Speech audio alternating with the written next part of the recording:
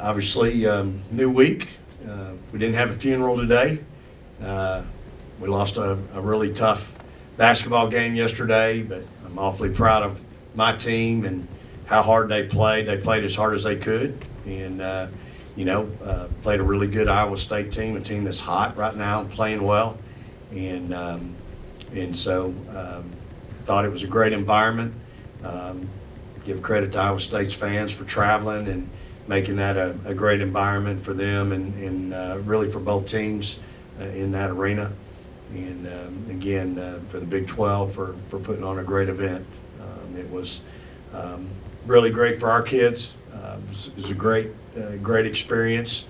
Again, I think you could tell yesterday in the post game our kids were disappointed and very upset, and that's what I love about them. I love their passion and commitment to winning and doing what it takes to win, and knowing that they've done what it takes all year long and had so many obstacles thrown in their way.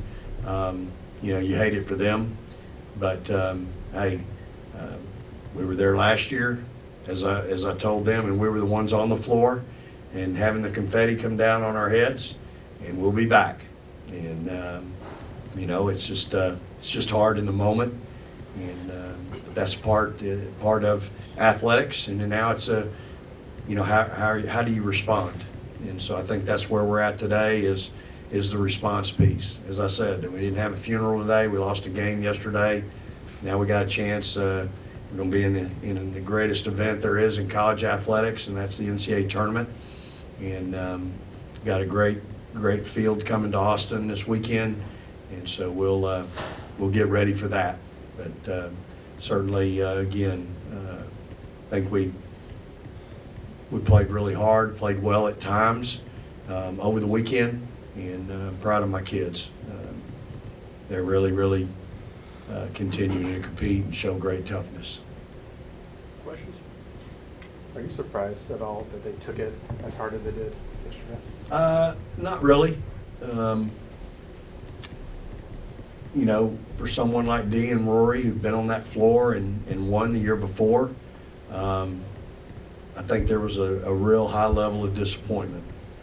And,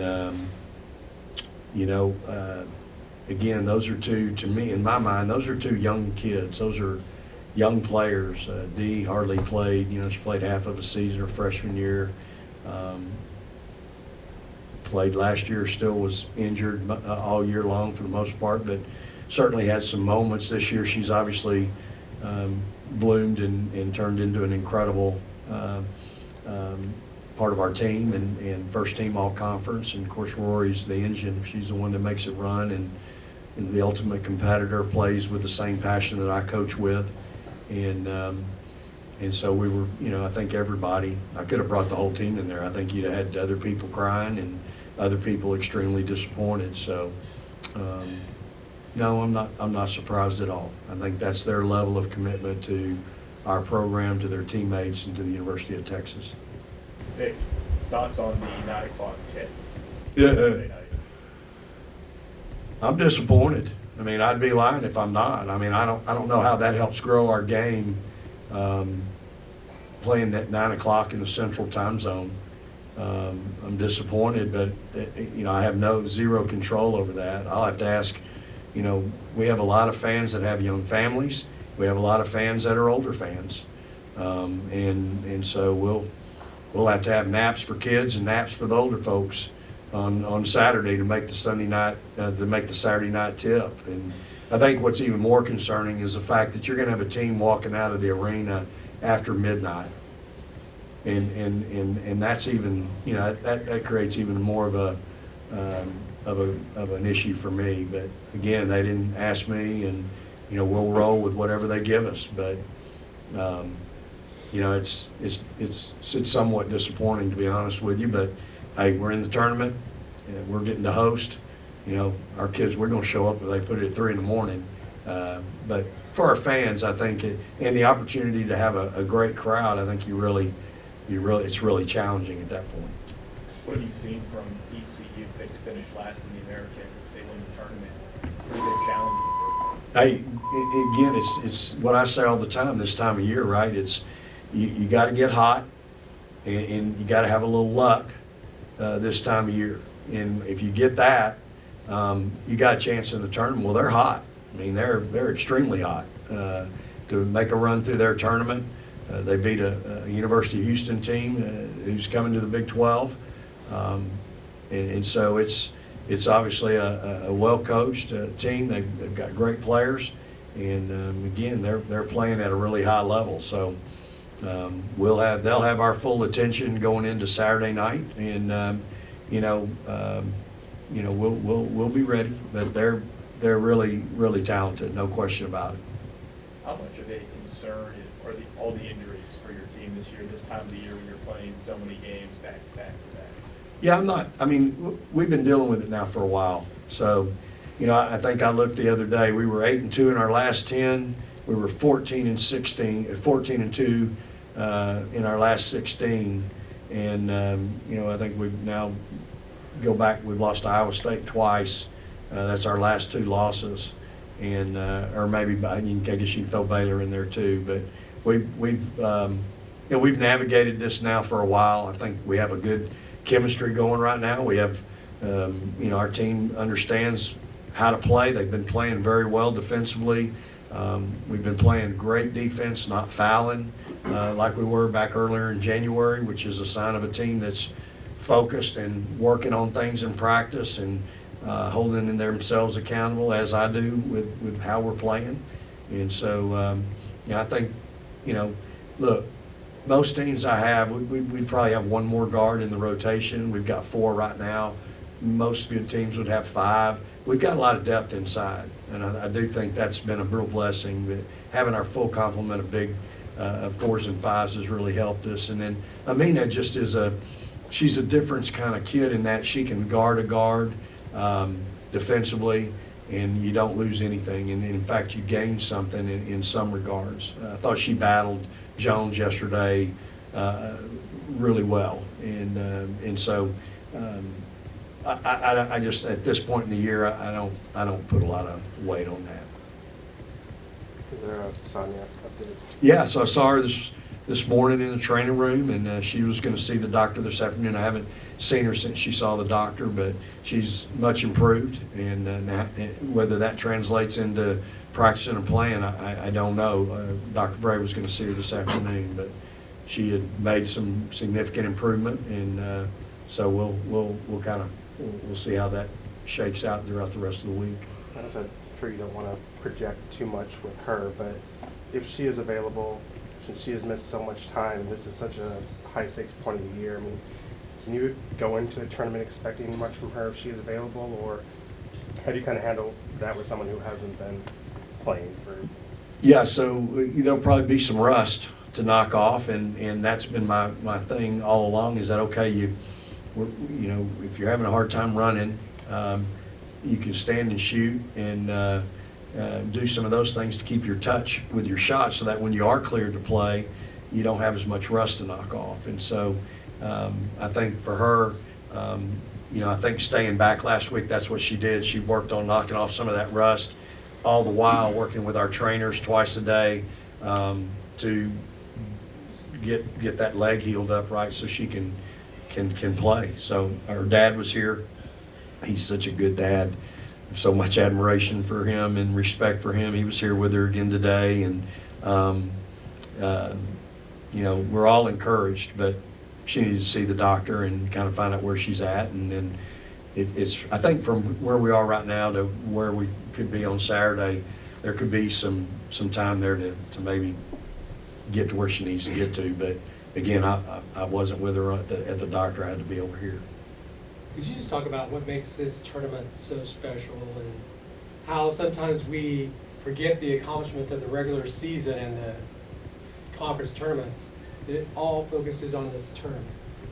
Yeah, it's kind of crazy how that works, isn't it? I mean, you teams, especially on the men's side, they're all evaluate on just getting in. I mean, I don't know. My thought process here at Texas is not to just get in. Like we're here to try to win it. I mean, that's, in my mind, that's why they hired us. And it was my thought process at Mississippi State too.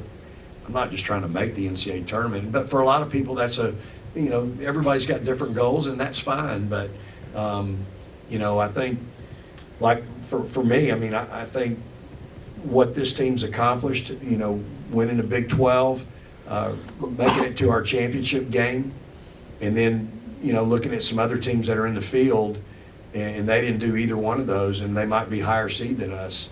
That's always a question, but I'm not in the room. All I can do is control what I can control, which is my team and what we do.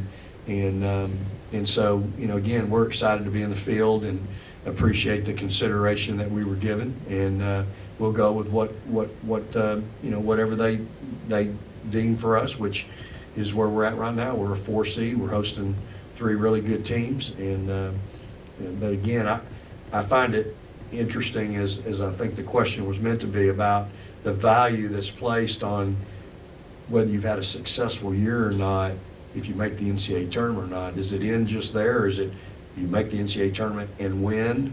How many? What's the value? Like, I don't know. I don't completely understand all that goes into that, but again, that's part of the miserable way we live, right? And for us, it's more than just making the tournament.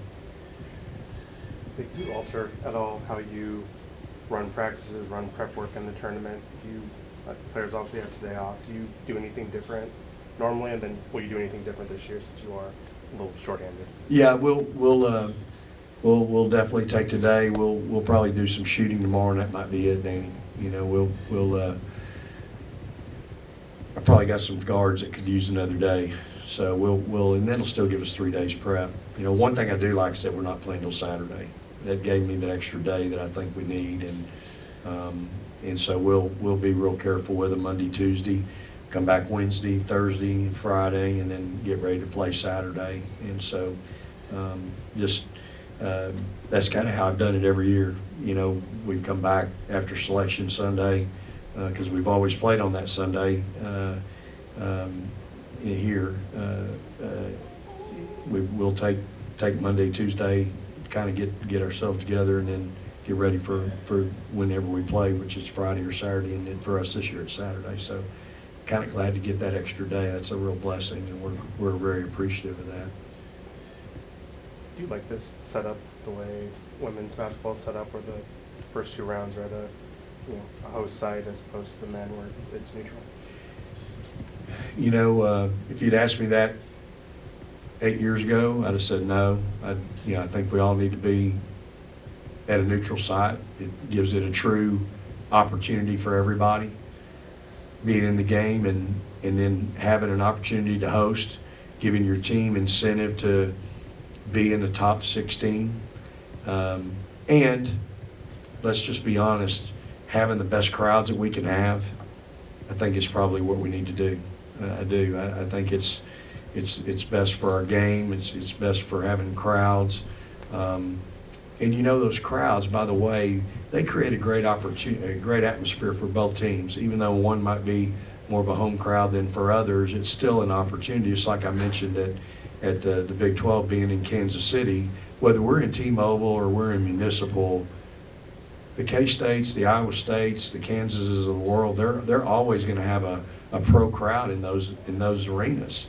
And while it's not, advantageous for us at Texas, we're the farthest team from there besides West Virginia, so it's hard for our fans to travel.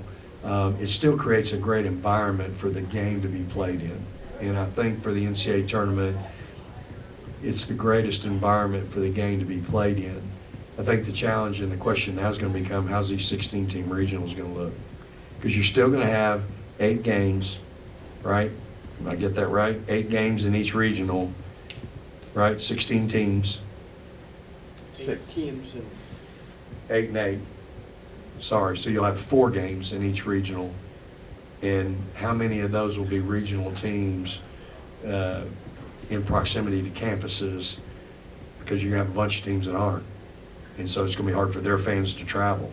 So what's those communities, those cities doing to put people in the arenas? And so it'll be interesting to see how it all shakes out. But it's new, it's something new. I know there's been a big push to have it all moved to Vegas. and have the one big regional there. And so to have the whole Sweet 16 there. So, we'll see. We got a lot of work to do and lots to go on here. And I know our people are excited about hosting, and they're going to do a great job hosting the championship here. And I'm excited for the other 3 teams here that are coming in to be able to see our arena and experience that, as well as our crowds. I think our crowd will support that first game just like they'll support us in the second game. So excited for those kids and those coaches to be able to come in here. Anything else for Coach? Yeah, sure appreciate y'all being here today. Thanks a bunch. Praise Thanks, the Lord, Coach. Longhorns.